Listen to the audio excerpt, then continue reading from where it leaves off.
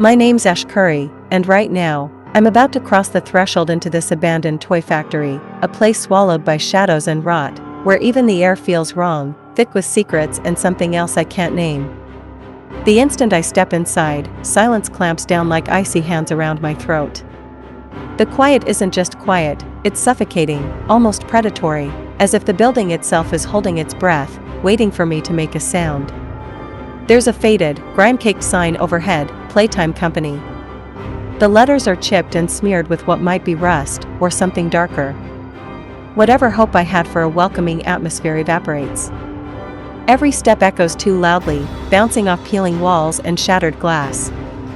I stumble into a heavy steel door, its keypad stripped of numbers, just a set of colored buttons, each slick and sticky, as though recently touched by something not quite human. A clue has to be lurking somewhere. I wander deeper, every nerve set to snap. In the next room, an old toy train sits on a warped track, each car painted a garish color, green, pink, yellow, red.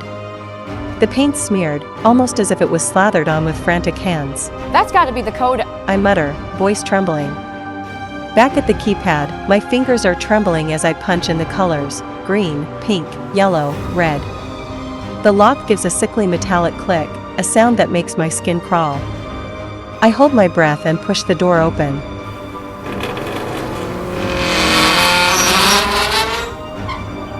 The hinges screeching like a wounded animal. Inside, a battered VHS tape lies abandoned. I shove it into the ancient VCR, and the screen shudders to life. Static and flickering images dance across the glass, a training video, but warped, distorted, almost mocking. It shows a grab pack, the arms jerking and twisting with unnatural fluidity, like something alive. When it ends, the glass door slides open with a hiss, and there it is, the grab pack itself, resting on a blood-stained table. Strapping it on, my hands fumble. The plastic feels cold, almost clammy, and the straps dig into my wrists like manacles. I stumble out, the grab packs mechanical were echoing in the emptiness. The next door looms before me, marked with a blue handprint, too large, too inhuman. I aim, the grab pack's blue hand shooting out with a snap. The door unlocks, groaning open like it's in pain.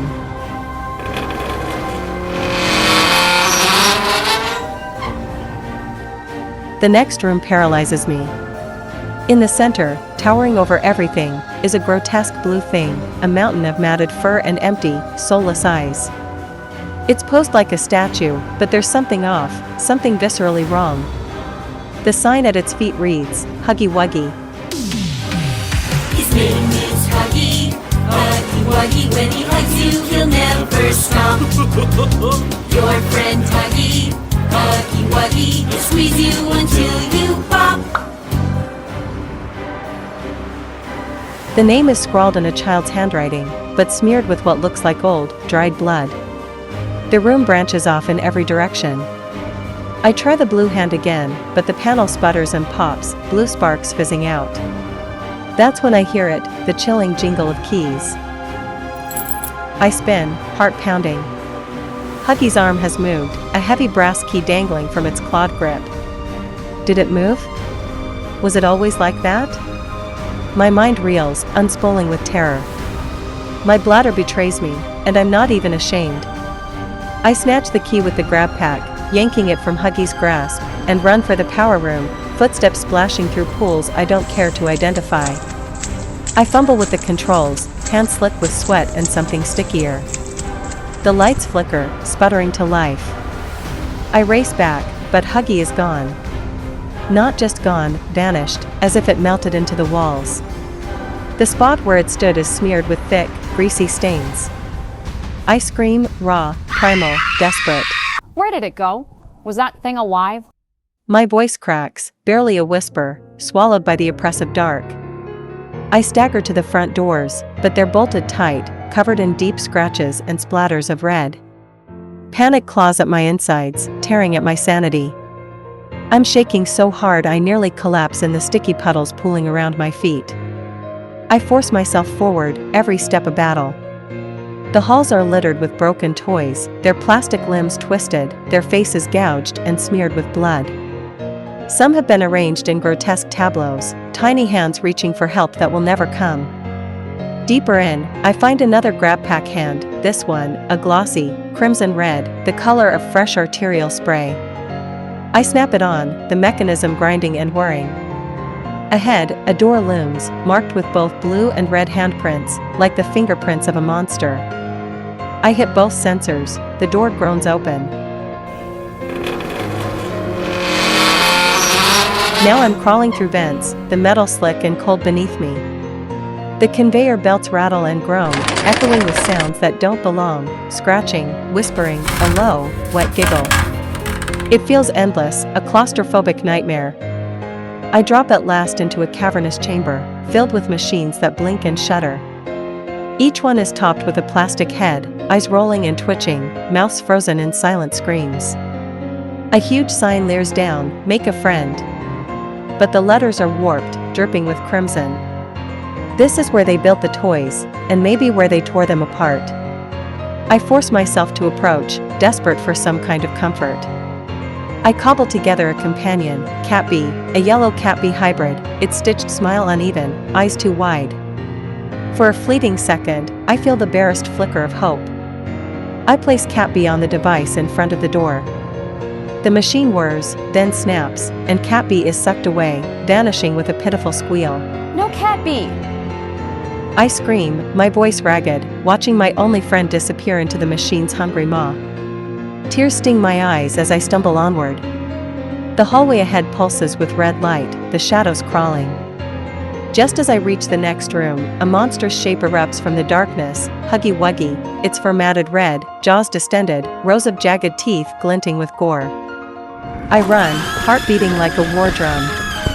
The vents twist in impossible directions, walls closing in. Around every corner, I expect to feel claws ripping at my back. Huggy's breath is hot on my neck, a rotten stench filling the air. I burst into a vast chamber, catwalks zigzagging over an abyss so deep I can't see the bottom. The blackness below swallows all sound, all hope. Huggy smashes through the door, mouth gaping. I swing the grab pack, knocking a heavy crate from above. It crashes down, splintering the catwalk. Huggy's scream is inhuman, a wail of rage and hunger, as it plunges into the pit, swallowed by darkness. I collapse, shaking, sure I was about to be torn apart. Blood smears my palms. For a moment, I can't move. What now? I rasp, voice shredded, mind unraveling. In the center of the factory, a door waits, painted with a gigantic, blood-red poppy. I stumble forward, the air thick with the smell of flowers and decay. I push through, suddenly finding myself in a room that looks like a warped parody of a home, yellow wallpaper crawling with poppy motifs, furniture draped in dust and shadow. Another door stands ajar. Inside, a glass case sits at the far end, a single doll inside, Poppy, her porcelain face cracked, eyes too bright, watching me. I can't stop myself. I open the case. Poppy's eyelids snap open, and she fixes me with a stare that pierces my soul. You opened my case. Poppy whispers, her voice a razor across my mind. The lights die, plunging me into utter blackness. I feel something cold and wet brush against my ankle. The darkness isn't empty, it's alive. And it's hungry.